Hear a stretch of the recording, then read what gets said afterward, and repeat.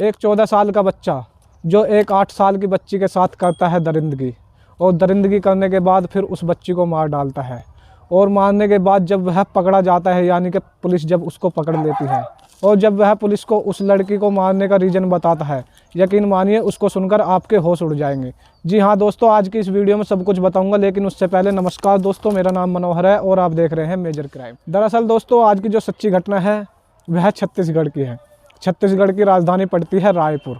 रायपुर का ही एक इलाका पड़ता है। वहाँ पर 7 दिसंबर को एक 8 साल की बच्ची अपने घर के सामने खेल रही होती है, लेकिन वह खेलते खेलते अचानक गायब हो जाती है। जो उसके परिजन होते हैं वह उसको बहुत ज़्यादा ढूंढते हैं, लेकिन वह बच्ची नहीं मिलती। अब सुबह से शाम हो जाती है ढूंढते ढूंढते, और मोहल्ले पड़ोस वाले भी उस बच्ची को ढूंढवाने में पूरी मदद करते हैं, लेकिन वह बच्ची कहीं भी नज़र नहीं आती। अब होता कुछ ऐसे है कि जो उसके परिजन होते हैं बच्ची के, वह जाते हैं पास के बने स्टेशन में, यानी कि पुलिस स्टेशन में जाते हैं, और वहां जाकर अपनी बच्ची की गुमशुदगी की रिपोर्ट दर्ज कराते हैं, और पुलिस वालों से कहते हैं कि सुबह हमारी बच्ची हमारे घर के सामने ही खेल रही थी, लेकिन वह खेलते खेलते गायब हो चुकी है। जो पुलिस वाले होते हैं अब उनकी रिपोर्ट दर्ज कर लेते हैं और बच्ची को ढूंढने में लग जाते हैं। अब पुलिस वाले क्या करते हैं, जो आसपास के सीसीटीवी कैमरे होते हैं उनको छाना जाता है, यानी कि खंगाला जाता है, लेकिन सीसीटीवी कैमरों के थ्रू भी पता नहीं चलता, और ना ही कोई संदिग्ध आदमी आता या जाता हुआ कोई नहीं मिलता है। तो अब धीरे धीरे करते हुए पूरे 5 दिन गुजर जाते हैं इस केस को, लेकिन बच्ची का कोई सुराग नहीं मिलता। तो अब यहाँ पर होता क्या है, 5 दिन के बाद जो कॉलोनी के पीछे झाड़ियाँ बनी हुई थी वहाँ पर कुछ आदमी जाते हैं, लेकिन वह देखते हैं कि वहाँ से बहुत बुरी बदबू आ रही है। तो शुरू में तो कोई उस पर ध्यान नहीं देता, लेकिन जब बदबू धीरे धीरे बढ़ने लगती है, जो आसपास के लोग होते हैं वह डिसाइड करते हैं यह बदबू कहाँ से आ रही है, जाकर देखा जाए। तो अब होता कुछ ऐसे ही है, 4-5 लोग जाते हैं उस कॉलोनी के पीछे जहाँ पर झाड़ी बनी हुई थी, और वहाँ जाकर जब देखा जाता है तो उनके होश उड़ जाते हैं, क्योंकि वह किसी जानवर की या किसी और चीज़ की बदबू नहीं थी, वह उसी बच्ची के शव में से बदबू आ रही थी जिसका 5 दिन पहले से मर्डर हो चुका था।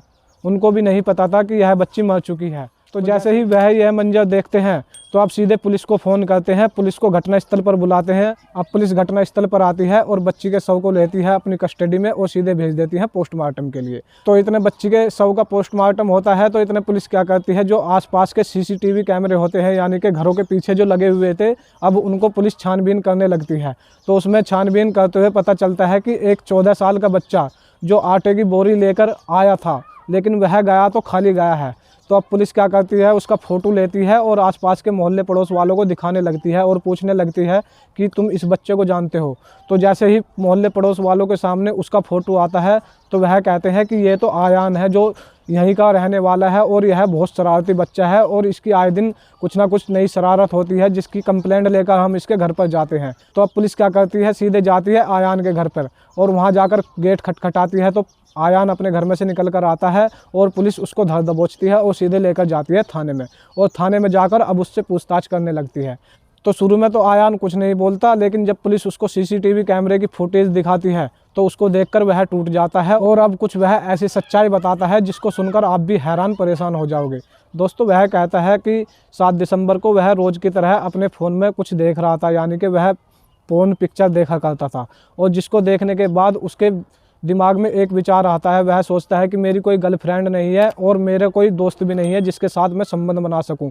तो वह घर से बाहर निकलता है किसी से संबंध बनाने के लिए, क्योंकि वह एक उस टाइम हैवान और दरिंदा हो चुका था। तो जैसे ही घर से बाहर निकलता है, घर से थोड़ी दूर चलने के बाद उसको एक लड़की दिखाई देती है, जो 8 साल की बच्ची अपने घर के बाहर आगे खेल रही होती है। और अब उस बच्ची के पास आयान जाता है और वहाँ जाकर कुछ चीज़ का लालच देता है और कहता है कि हमारे घर पर कोई नहीं है, तुम मेरे घर चलो और वहाँ पर ही खेलेंगे। तो उस बच्ची को चीज़ के बहाने अपने घर पर ले जाता है, और वहाँ ले जाने के बाद अब वह अपने गेट बंद कर लेता है घर के, और घर के गेट बंद करने के बाद अब उस बच्ची के साथ वह दरिंदगी करने लगता है। और जिस टाइम पर वह उसके साथ दरिंदगी कर रहा था तो वह बच्ची बहुत ज़्यादा चिल्ला रही थी। तो जब वह बच्ची चिल्ला रही थी, यही बात आयान को बुरी लगती है, और वह सोचता है कि यह बच्ची तो मेरा पर्दाफाश कर देगी, यानी कि यह बच्ची मेरा राज खोल सकती है। तो उसी के चलते पहले वह उस बच्ची के साथ दरिंदगी करता है, उसके मुँह पर हाथ रख लेता है, और दरिंदगी करने के बाद जब उसको ज़्यादा ही गुस्सा आता है तो उसका गला पकड़कर दबा देता है। जी हाँ दोस्तों, वह उसको मार डालता है। और अब मारने के बाद वह क्या करता है, जो उसके घर पर आटा आता था जिस बोरी में, उस बोरी में उस बच्ची की लाश को डालता है। और लाश को डालने के बाद अब जाता है घर के पीछे वाले रास्ते से, घर के पीछे वाले रास्ते से जाता है झाड़ियों में, और वहाँ जाकर उस बच्ची की लाश को फेंक देता है।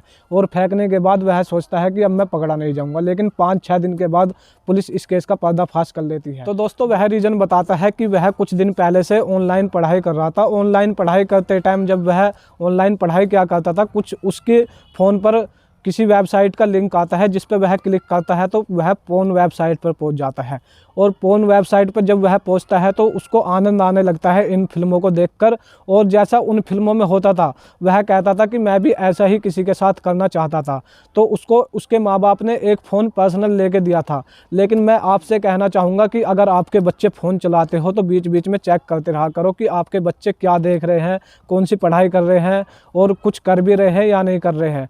तो दोस्तों अपना और अपने बच्चों का ख्याल रखें और थोड़ा फ़ोन से दूर रखें। तो दोस्तों इस कहानी को सुनाने का उद्देश्य किसी को हैरान परेशान करना नहीं है, सिर्फ आपको और आपके परिवार वालों को सावधान और सचेत करना है। सावधान रहे, सतर्क रहे। तो मिलते हैं किसी सच्ची घटना में, जब तक के लिए जय हिंद, जय भारत।